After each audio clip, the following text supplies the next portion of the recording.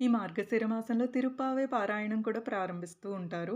మార్గశిర మాసం భక్తి, దానం, ధర్మం ఆచరించి దైవిక మాసం. ఈ మాసంలో శ్రీమన్నారాయణుని సేవ ద్వారా భక్తి పెరుగుతుంది, పాపాలు తగ్గుతాయి, జీవితం సార్థకమవుతుంది. ఓం నమో నారాయణాయ. ఓం నమో భగవతే వాసుదేవాయ నమః. తిరుమలలో డిసెంబర్ 16 నుంచి జనవరి 14 వరకు ధనుర్మాసం కొనసాగుతుంది.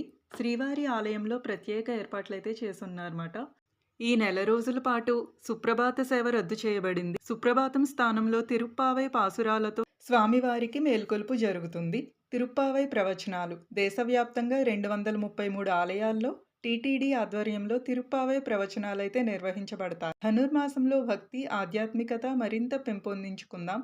శ్రీవారి కృప అందరికీ కలగాలని ఆకాంక్షిస్తున్నాను. ధనుర్మాస మహాత్యం.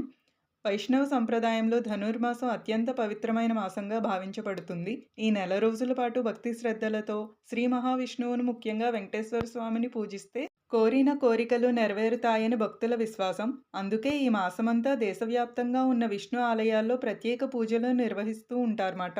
ధనుర్మాసం ప్రారంభం, ముగింపు. సూర్యుడు ధనురాశిలో ప్రవేశించడంతో ధనుర్మాసం ప్రారంభమవుతుంది. మకర సంక్రాంతి నాడు సూర్యుడు మకర రాశిలోకి ప్రవేశించడం ఈ మాసం ముగుస్తుంది. Thank you for watching.